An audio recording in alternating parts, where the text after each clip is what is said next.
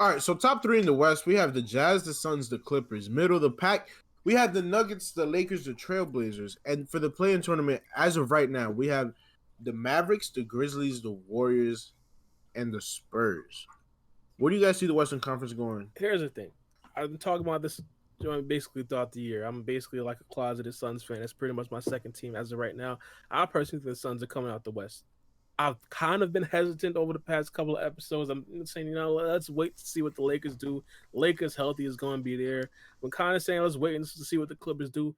I'm taking the gloves off. Suns are coming out the West, and I don't necessarily think it's going to be particularly difficult. I know today they kind of lost the game, but let's just talk about the overall. The Suns right now, they've basically been playing damn near top tier basketball, arguably the hottest team in the league right now. I just think that they're going to be that. I don't necessarily 100% trust the Utah Jazz.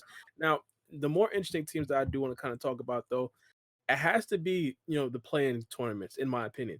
Right now, the Golden State Warriors are the 9th seed, and we understand to basically get into the upper tier threshold, they have to actually get into the 8th seed to actually win one game to actually start to make the playoffs. As of right now, as the 9th seed, they have to win 2 games. They have to beat the Memphis Grizzlies twice, but they're only 1 game behind the Memphis Grizzlies. And the way that Stephen Curry is playing right now, he's basically going absolutely bonkers. And if you're telling me he has 13 more games to make up that one game, I 100% think the Golden State Warriors are going to be at least the 8th seed in the playoffs. And I think that right there is definitely going to be huge. And I'm not going to lie to you. The Golden State Warriors, as an 8th seed, if Stephen Curry continues to play like this, I wouldn't be surprised if they upset the Utah Jazz. Come on. I know that right there would be I know that right there is an absolutely insane statement, but I just can't put things past Stephen Curry. And y'all talked about it, and y'all think I'm a Stephen Curry hater, but I think this man is absolutely dynamite. In any given game, he could drop 10 threes and basically take the game over. It's just that simple. It's just if he's hot or not. If Stephen Curry's hot one game, you're losing that game. It's just that simple. Now, in regards to the middle part of the Western Conference, I believe the Lakers right now, they just got Anthony Davis back. I think they should actually be going into form a little bit.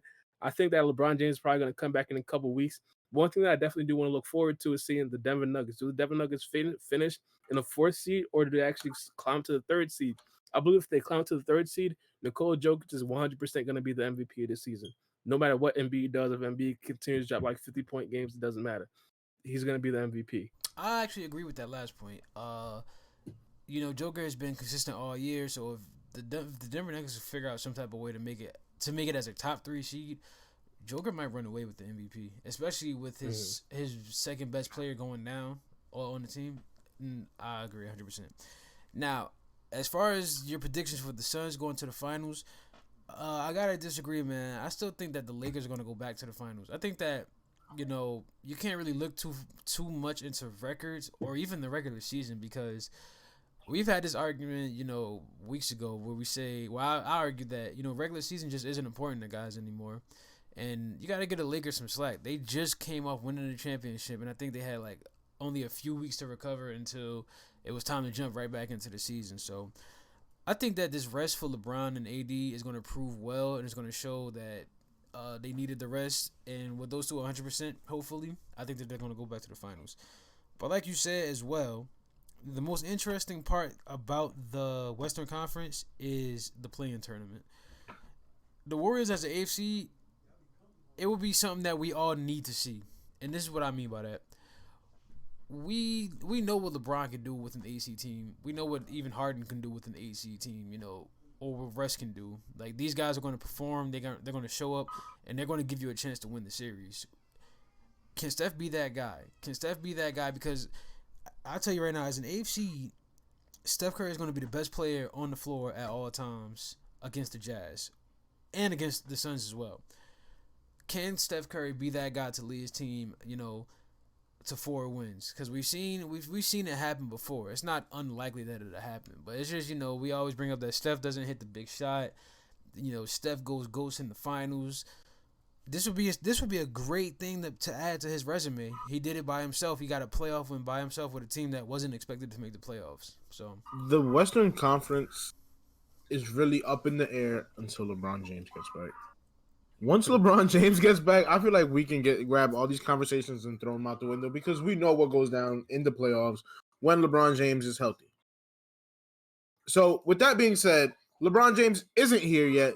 So I'm gonna have to jump on the Clippers bandwagon. For the past 10 games, they're 9-1. And it's hard for me to say it, but they've been playing some good basketball. Do I think they can make a run and win in the playoffs? Probably not. But as of late, I feel like they're the hottest team in the West right now, not the Phoenix Suns. And that's just going straight off of the last 10 games, them being 9-1. But again, once LeBron James comes back, once the world gets back on its axis and the king is back, then there's nothing to talk about. The Lakers are going to take it. But for this play-in game, I feel like for the tournament in the Western Conference, that's some must-watch basketball right there. You got the Mavericks, the Grizzlies, the Warriors, and then they spoil it with the Spurs. If only the Pelicans can find a way to come in and kick the Spurs out. But when it comes to this play-in tournament, I feel like the NBA knows what they're doing. This is basketball that people are going to want to watch. Luka, Ja Morant, Steph Curry, possibly Zion. I feel like for the play-in tournament, the Pelicans need to get their stuff together for the sake for the culture, so we can see them in the playoffs. But other than that, that's all I really have to say about the West. All right, real quick, I do want to. When I was talking about the Suns coming out the West, I ain't copping please, but I just personally think the LA Lakers, I don't think they're going to be 100%. I personally think Anthony Davis is probably going to be at max around 80%. And I definitely don't think that LeBron James coming off of a high ankle sprain 100%. I think that LeBron James, he's going to produce, but he's still not going to be 100%. Now, I gave my answer if the Lakers not 100%. Panda did the same. Tyler, if the Lakers are not 100%, do you think they're still coming out the West? Well, what do you mean 100%? Not 100% healthy. Like, let's say Anthony Davis is around 80%. You feel me? He's not dropping 30-10. He's around 20-10, around 23-10. And LeBron James is not playing the most defense as he used to be. What you telling me? I'll still have the Lakers going. I don't care if guys are 80, 70, 50%. If LeBron James is on the court, you're going to the finals, or at least you have a 90% chance to get to the finals. And the thing about LeBron, the thing that makes him so great, he adjusts. If Anthony Davis can't give you 30-10, if all he can give you is 20-10, LeBron James is going to make the adjustment and do what he needs to do so that that team can get to the finals again. So I still have the Lakers, man. I like it, man. I just can't necessarily get 2019 or not necessarily 2019, 2018 LA Lakers out of my head when LeBron James wasn't 100% coming off that groin injury. Even though he produced offensively, he wasn't the same defensively. And of course, albeit he didn't necessarily have Anthony Davis, but LeBron James literally couldn't get his team in the playoffs. That right there is absolutely insane.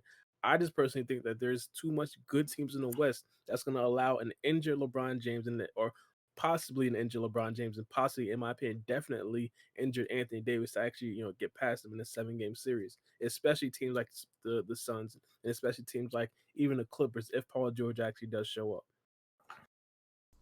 But that's the thing. See, when it comes to this playoffs, it's all about half-court sets. The game slows down. You really got to start using your mind. LeBron James probably has the highest basketball IQ, in the league. So even if they're not 100%, even with these other, you mentioned these other teams, how serious we should take them, how good they are. I just think psychologically LeBron's going to pick them all apart just because he knows the game of basketball. He knows what players are going to do before they're even going to do it. So I'm just telling you, man, LeBron finds a way to win no matter what he has to do. This man finds a way to win. I respect your opinion about basketball IQ, but the GOAT, Magic Johnson, said Lonzo Ball has the highest basketball IQ in the league. That's all I'm telling you. Magic Johnson also traded away Zubac for a bag of chips and admitted it on First Take. He said, "My bad." Hey, Panda back there laughing, bro. What you got to say about the GOAT, bro? Bro, don't say nothing disrespectful. It's the GOAT right here, bro. Magic got it. But the latest memory of Magic Johnson that I have was when he was on national television and he broke the news that he's stepping down as the Lakers general manager. He said, "I'm not going to be there." And that's how they found out he's not a general manager anymore.